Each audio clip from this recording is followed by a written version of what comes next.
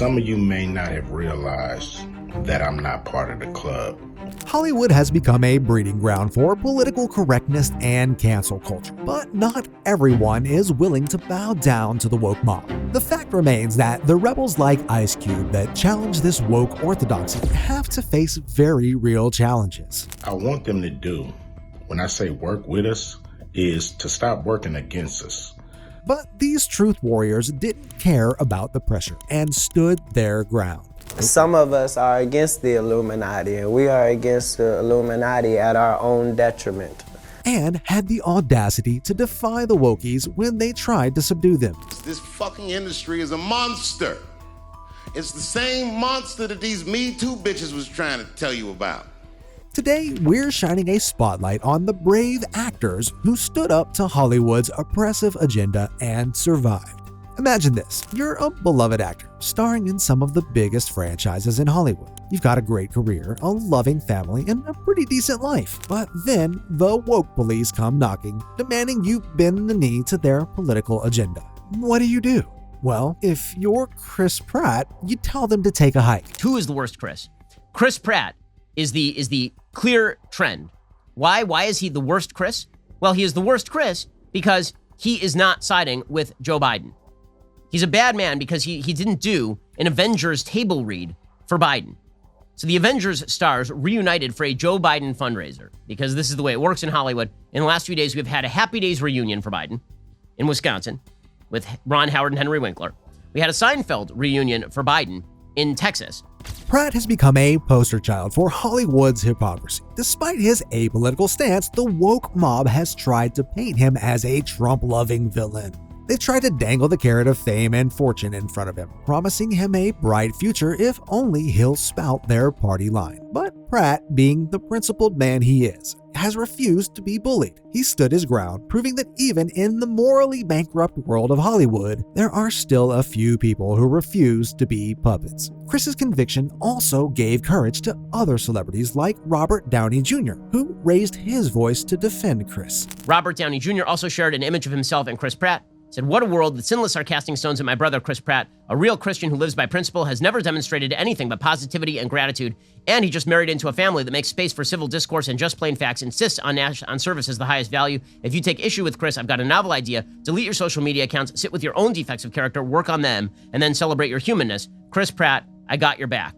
If you didn't catch the hypocrisy, let me spell it out for you. You can criticize the government, but only if you do it in the right way. You can speak out against injustice, but only if your message is approved by the woke overlords. And most importantly, you must never, ever question the sanctity of our progressive values. Because, free speech and all that BS. Unlike Pratt, who was blindsided by the woke mob, Ice Cube has been a thorn in their side for years. He's not afraid to call out Hollywood's hypocrisy and challenge the status quo. Cube has been a champion of diversity and inclusion, demanding that the industry give a platform to voices that have been silenced for too long. He's proven that you don't have to be a puppet to succeed in Hollywood. You can be a rebel with a cause. Some of you may not have realized that I'm not part of the club.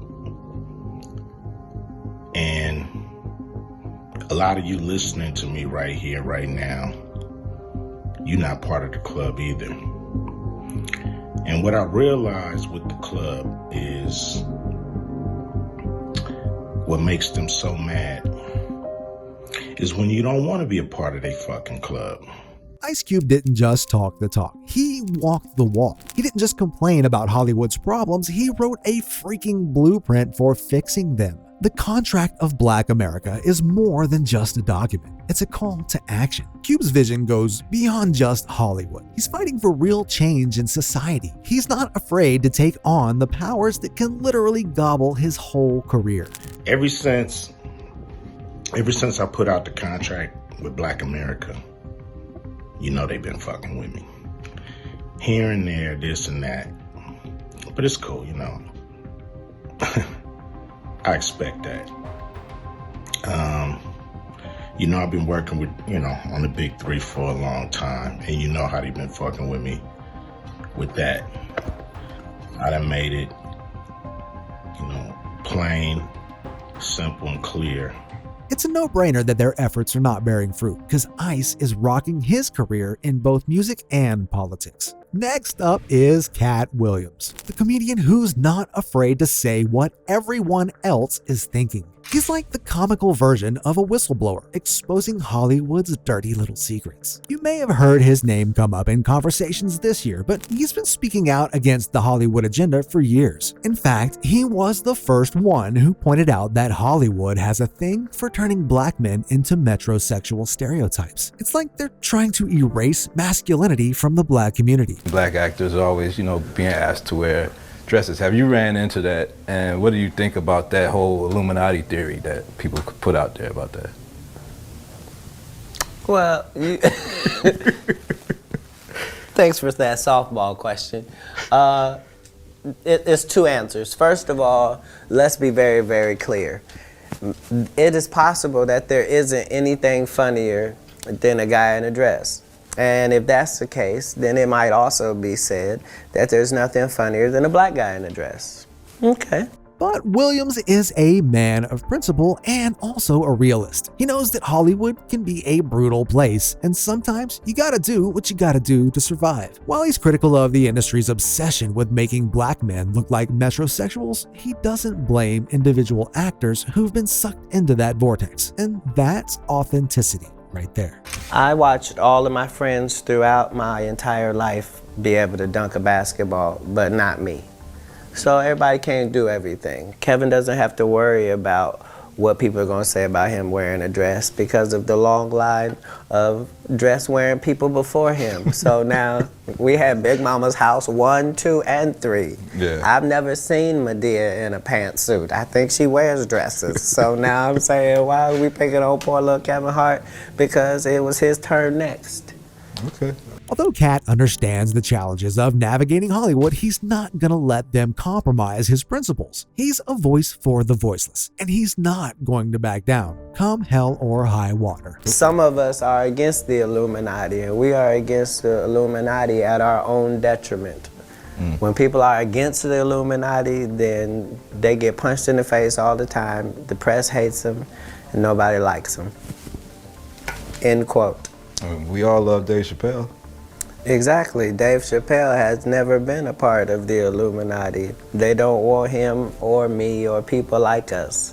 He's a man of unwavering determination, and he's not going to let Hollywood silence him. Imagine standing up to a giant entity like Hollywood, knowing you might get crushed. That's Cat Williams for you. If your mouth is really, really big and you try to tell the truth for a living and you like to air people out, hatred is coming your way. I didn't know it was going to be this type of hatred, but I'm concrete in all things because of He who strengthens me. So that doesn't mean I always make the right decisions, but I am going to stand by what I stand for, and I'm only continuing to do it. Next, moving on to Dave Chappelle, who smelled Hollywood's BS from a mile away. At just 15 years old, he was like a bloodhound sniffing out the industry's rotten core. He refused to compromise his artistic vision, and Hollywood hated him for it. They tried to sabotage his career, calling him crazy and trying to bury him alive. But Chappelle was one step ahead.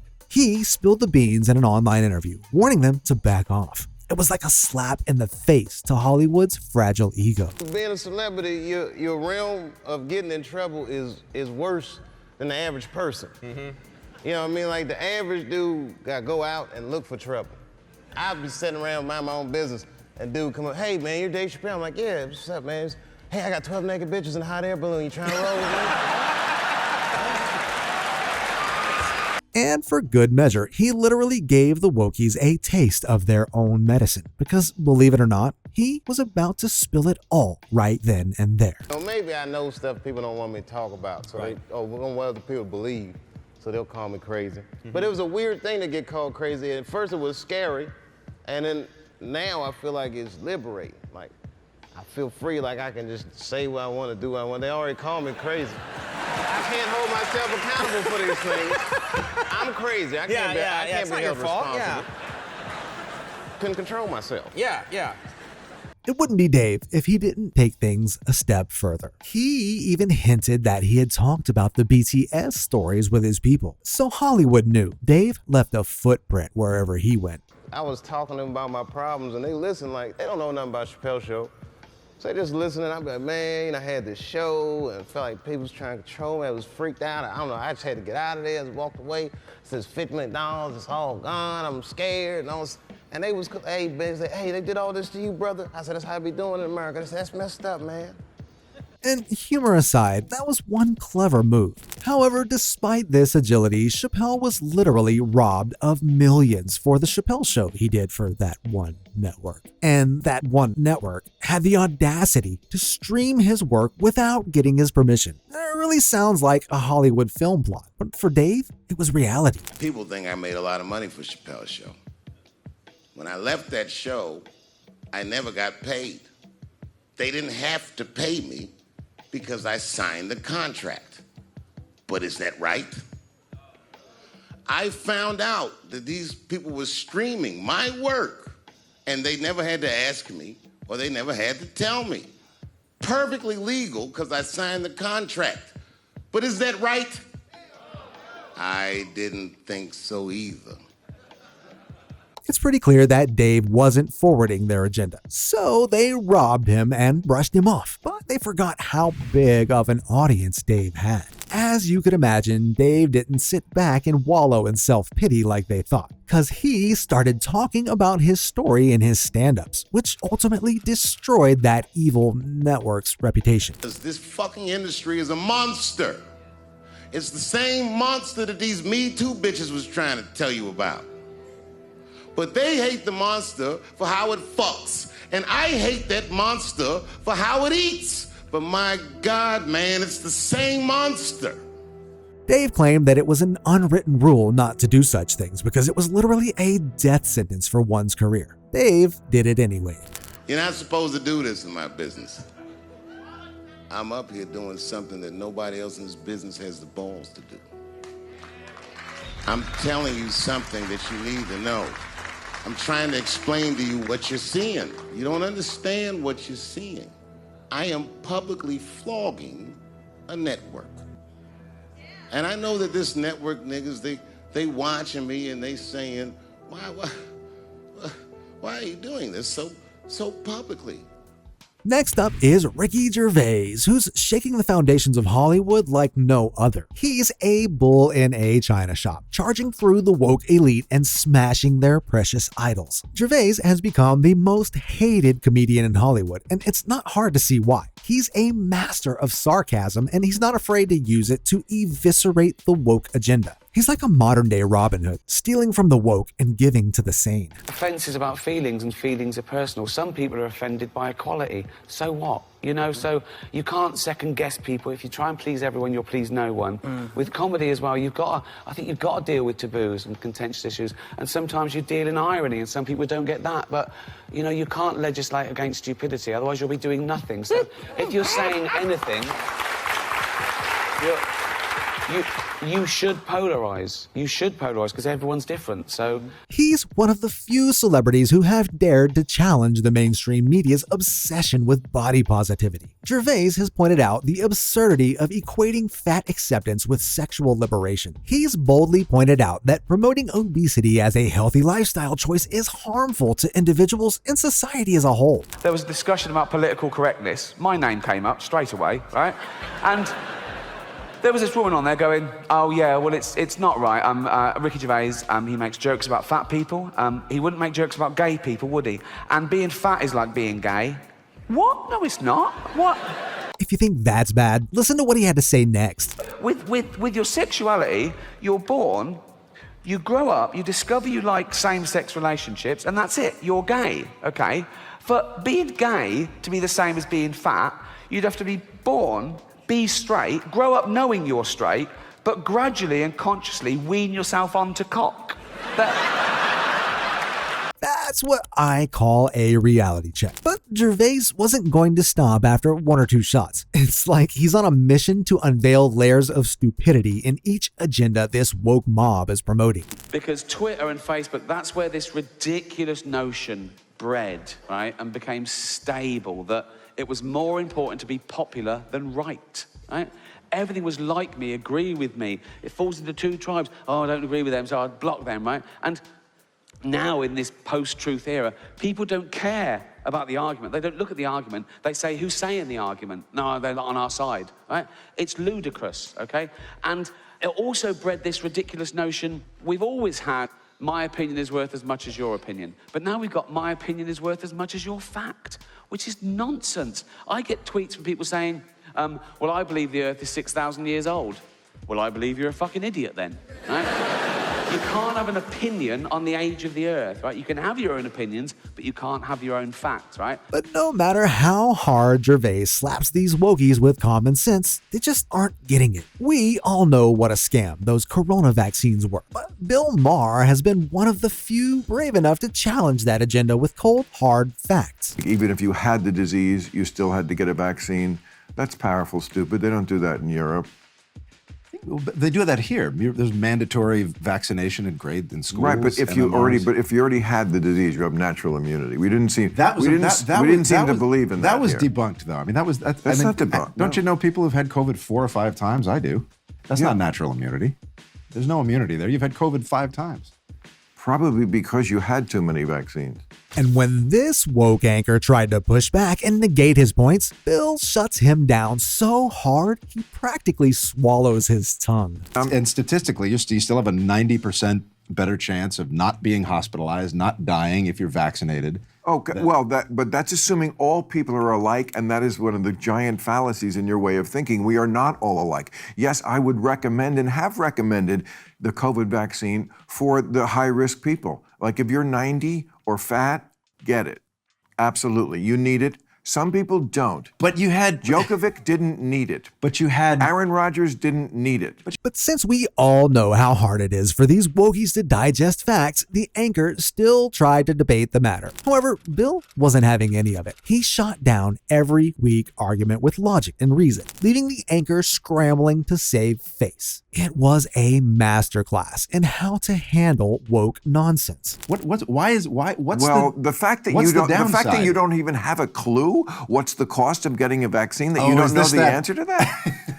No, you completely want to shut your eyes to the fact that there are repercussions to all medical interventions, including a vaccine. All vaccines, they say side effects just like every medication does. Sure. You can see it in the literature. They can't write it on the vaccine, so you have to dig them. It's become a full-blown trend nowadays to have trans women compete in women's sports. And whenever someone tries to reason with it, they're immediately labeled transphobic. Well, Bill had the audacity to make all these wokies speechless, cutting through the noise with undeniable logic that left them grasping for excuses. You can almost hear the crickets chirping as he puts them in their place. The Atlantic put out an article last year, and it was called "Separating Sports by Sex Doesn't Make Sense." Right. And talked about how we separate sports like the WNBA just because it's just socialization.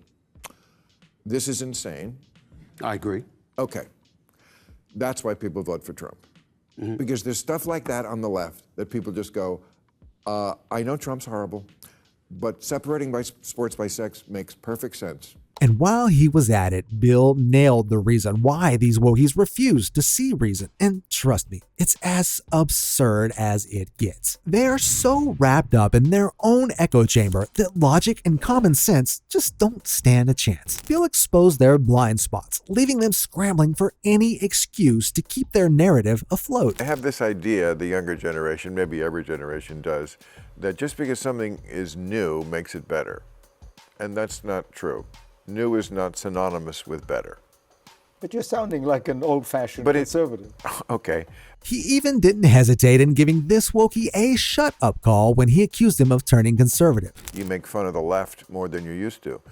And guilty, I have, because the left has changed. Now, the right has changed also, and even worse. I mean, the right doesn't believe in democracy anymore.